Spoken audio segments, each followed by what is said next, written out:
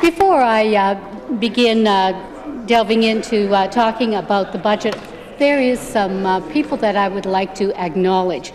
I'd like to thank my family and my friends who have been so supportive and encouraging me to seek public office and to continue to represent the constituency of Regina Rochdale. It's a commitment that one has to make, and I did it with wholeheartedly agreement from my family and my friends, and I appreciate that kind of work. It's not always an easy choice to seek public office, but as my role of chair of the Commonwealth Women Parliamentarians of Canada, one of the things we're asked to do is to encourage more women to seek public office, because ensuring that we have more capable, competent women sitting at the decision-making table, good decisions are being made. And this past week, we had a very capable, competent female finance minister present her budget. And I have to commend our Minister of Finance for the ongoing work she has done with serving her community, but also within her role as Minister of Finance.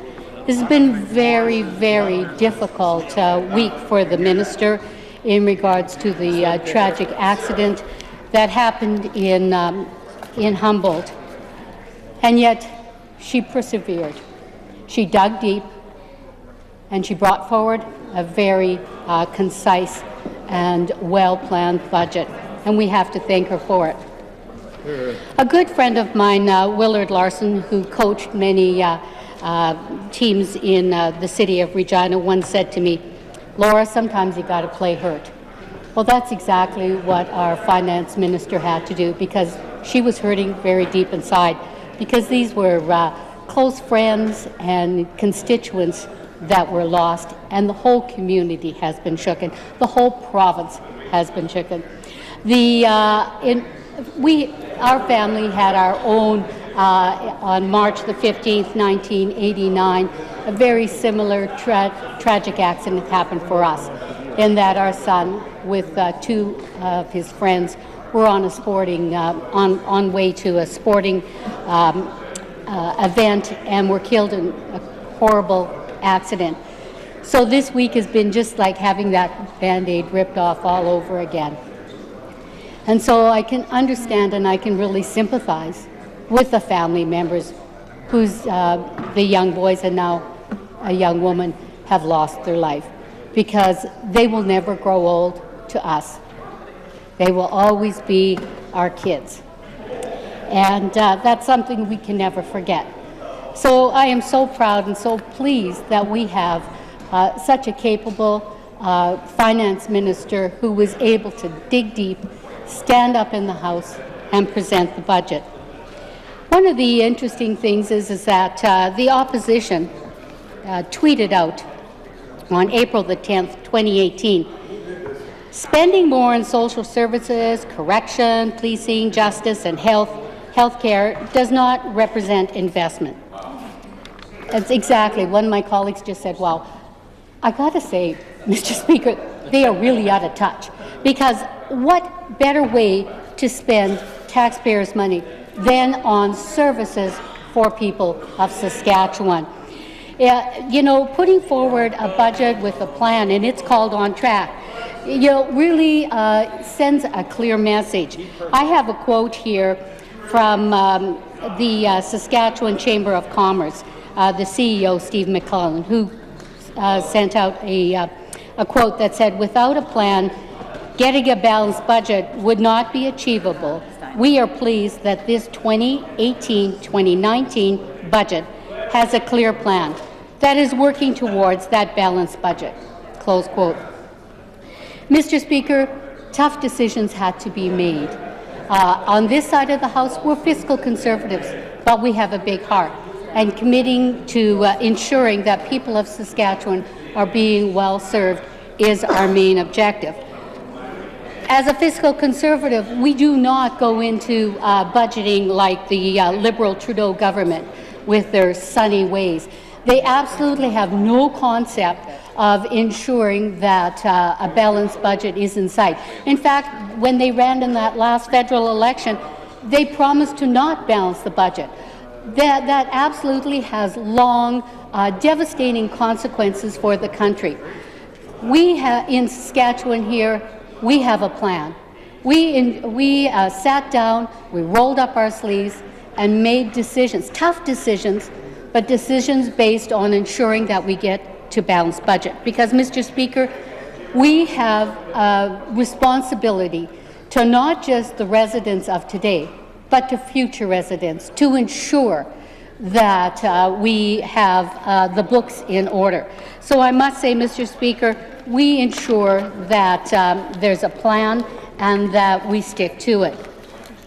A good friend of mine, Corey Luke, wrote when in 2007, when we formed government, he wrote a really interesting song called "We're on the Right Track," and it's about Saskatchewan.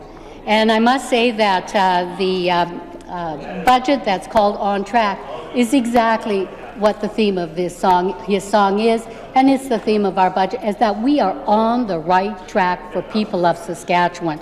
People of Saskatchewan elected us to ensure that we plan for the future, and that's exactly what we are doing. We had some of the members of the opposition say things like, well, you know, we don't care about northern Saskatchewan. Couldn't be farther from the truth. You know, the Children's Hospital is a good example. It is located in Saskatoon. It is accessible to everyone in Saskatchewan, but really it has the ability to service our northern communities. Because, Mr. Speaker, before that, we did not have a dedicated children's hospital, and because of that, we had to send our children out of province.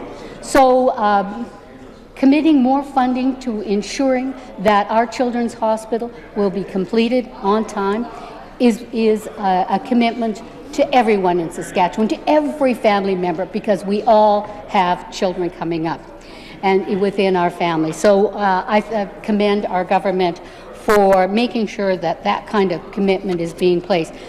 Another, sometimes, you know, we don't think that our budget resonates with everyone, or that they, you know, they come, they listen to it, and then they go away.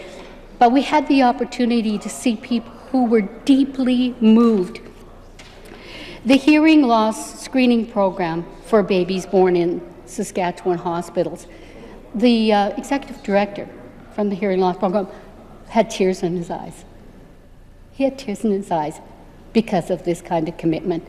This is what we mean by having long-term plans, because every baby should have the ability to have their hearing tested to ensure that if there is any issues, that they will receive care promptly. So, Mr. Speaker, when we present a budget, sometimes people just think about the numbers. We don't just think about the numbers, we think about the people. We think about the lives that we have the opportunity to make a major impact. So I commend everyone who sat around that budget decision-making table and said, this is what we have to invest in. This is investing in our children. This is investing in our future of our province. And I must thank our finance minister for ensuring that programs such as this brought forward, that our health ministers, they put that on the table and said, this is something that we need. So, Mr. Speaker, each and every one of us has the opportunity to talk to our constituents and find out what resonated for them. And so having money invested in our province, in our city here of Regina, the mayor of Regina was pleased with the budget this year and said that we are putting forward a plan that they can work with. That's the important thing that sometimes people say, well, there wasn't a lot of noise around this budget. No, because in fact people understood that when we put forward a plan, a budget that was called On Track, we are on track, Mr. Speaker. People in Saskatchewan expect us to have a budget that resonates, that meets their needs. Not everybody doesn't get everything they want, and we understand that.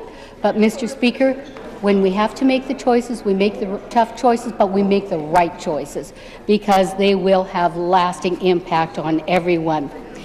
And you know, we have the Saskatchewan Construction Association also stated, and I quote, "Finally, for a budget based on private sector growth, the government has done an excellent job of staying out of the private sector's way on the road to growth." End quote.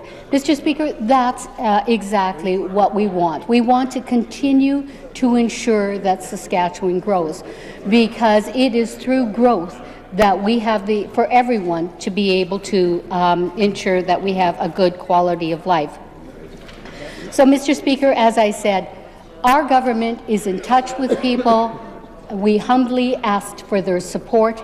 They gave it to us, and we are humbly providing them with good governance. And so, Mr. Speaker, as I said, I'm so disappointed in the opposition's response to the budget that is based on fiscal prudence, but also spending on people, spending on social services, corrections, policing, justice, healthcare. This is investments for the people of Saskatchewan. Mr. Speaker, I wholeheartedly support the government that is on track for the people of Saskatchewan. Thank you very much, Mr. Speaker.